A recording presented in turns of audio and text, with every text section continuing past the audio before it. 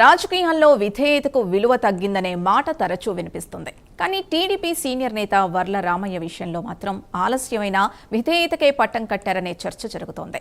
ఎన్నికల్లో విజయాలు దక్కకపోయినా పదవులు పలుమార్లు చేజారిన పార్టీని వీడకుండా చంద్రబాబు వెంట నిలిచిన వర్ల రామయ్యకు గవర్నర్ కోటాలో ఎమ్మెల్సీ అవకాశం కల్పించింది టీడీపీ నాయకత్వం. ఒకప్పుడు పోలీస్ అధికారిగా, తర్వాత ఎంపీ, ఎమ్మెల్యే అభ్యర్థిగా బరిలో నిలిచి ఇప్పుడు శాసనమండలిలో పాదం మోపారు.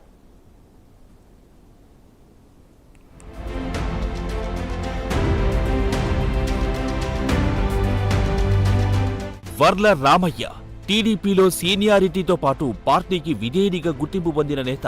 అధికారంలో ఉన్నా, ప్రతిపక్షంలో ఉన్నా పార్టీకి వాయిస్ ను బలంగా వినిపిస్తూ వచ్చారు. ప్రస్తుతం టీడీపీ పొలిట్ బ్యూరో సభ్యుడిగా ఉన్న వర్ల ముఖ్యంగా దళితుల సమస్యలు, సామాజిక న్యాయం, ప్రతిపక్షంపై విమర్శల విషయంలో పార్టీ స్టాండ్ను గట్టిగా వినిపించే నాయకుడిగా గుర్తింపు పొందారు. ఇప్పుడు గవర్నర్ కోటాలో ఎమ్మెల్సీగా అవకాశం కల్పించడం దీర్ఘకాలంగా పార్టీ కోసం పనిచేసిన సీనియర్కు దక్కిన గుర్తింపుగా టీడీపీ వర్గాలు చెబుతున్నాయి.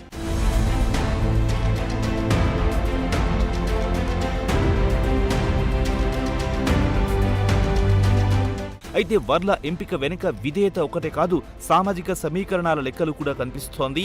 ఎస్సీ వర్గానికి చెందిన వర్ల రామయ్య ద్వారా ప్రాతినిధ్యం కల్పిస్తుండగా మరో స్థానానికి బీసీ వర్గానికి చెందిన దళవాయి రమాదేవిని ఎంపిక చేశారు. అంటే ఒకవైపు సీనియారిటీకి గౌరవం, మరోవైపు సామాజిక సమతుల్యత, ఈ రెండింటిని బ్యాలెన్స్ చేసే ప్రయత్నంగా ఈ ఎంపికను చూస్తున్నారు. 2024లో కూటమి అధికారంలోకి వచ్చిన తర్వాత పార్టీ కోసం ఏళ్లుగా పనిచేస్తున్న పాత తరం నాయకులకు అవకాశం కల్పించాలన్న టీడీపీ వ్యూహంలోనూ వర్ల ఎంపిక కీలకంగా కనిపిస్తోంది.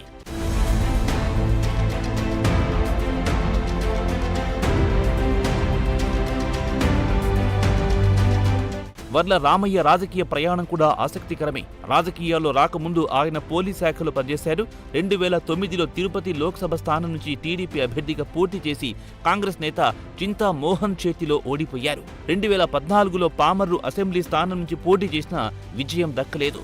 ప్రత్యక్ష ఎన్నికల్లో గెలుపు అందకపోయినా పార్టీతో మాత్రం ప్రయాణం కొనసాగించారు.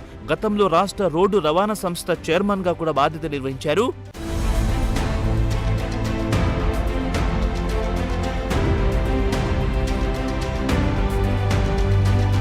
వర్ల రాజకీయ జీవితంలో పదవులు దగ్గరకొచ్చి దూరమైన సందర్భాలు ఉన్నాయి. ముఖ్యంగా రాజ్యసభ అవకాశం విషయంలో చివరి నిమిషంలో సమీకరణాలు మారిపోయిన ఉదంతాలు ఆయన రాజకీయ ప్రయాణంలో చర్చగా నిలిచాయి.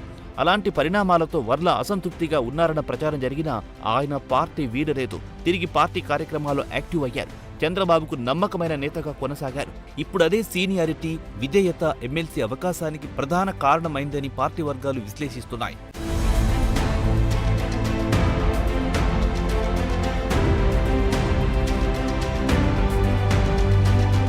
ఈ అంశంలో మరో ఆసక్తికరమైన కోణం వర్ల కుటుంబానికి 2 చట్టసభల్లో ప్రాతినిధ్యం. 2024 ఎన్నికల్లో పామరు రిజర్వ్ నియోజకవర్గం నుంచి వర్ల రామయ్య కుమారుడు వర్ల కుమార్ రాజా టీడీపీ తరపున ఎమ్మెల్యేగా విజయం సాధించారు.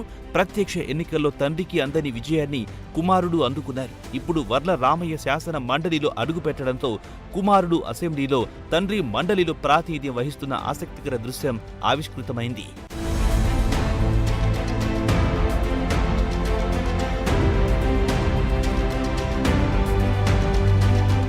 అయితే వర్లకు పదవి ఇవ్వడం ద్వారా చంద్రబాబు పార్టీలోని ఇతర సీనియర్లకు కూడా ఓ సందేశం పంపుతున్నారా అన్న చర్చ జరుగుతోంది. పదవి వెంటనే రాకపోయినా పార్టీకి విధేయంగా ఉంటే సమయం వచ్చినప్పుడు గుర్తింపు ఉంటుందనే సంకేతం ఇవ్వడం దీని వెనక మరో రాజకీయ వ్యూహమని టీడీపీ వర్గాలు భావిస్తున్నాయి. అధికారంలోకి వచ్చిన తర్వాత పదవుల కోసం ఎదురు చూస్తున్న సీనియర్లు అసంతృప్త నేతలను సమన్వయం చేసుకునేందుకు కూడా ఇలాంటి నియామకాలు ఉపయోగపడతాయనే అంచనా ఉంది.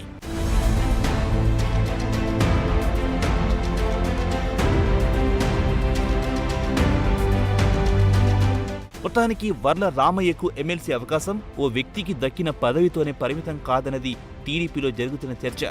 సీనియారిటీకి గుర్తింపు, విధేయతకు ప్రాధాన్యం, సామాజిక సమీకరణాలకు బ్యాలెన్స్, అసంతృప్తులకు సందేశం, ఇలా అనేక రాజకీయ లెక్కలు ఈ నిర్ణయంలో కనిపిస్తున్నాయి. ఎన్నోసార్లు పదవులు చేజారిన పార్టీతోనే కొనసాగిన వర్లకు చివరకు శాసన మండలిలో అవకాశం దక్కడంతో లేట్ అయినా లాయాల్టీకే పట్టం అనే చర్చ ఇప్పుడు టీడీపీ పొలిటికల్ సర్కిల్స్లో నడుస్తోంది.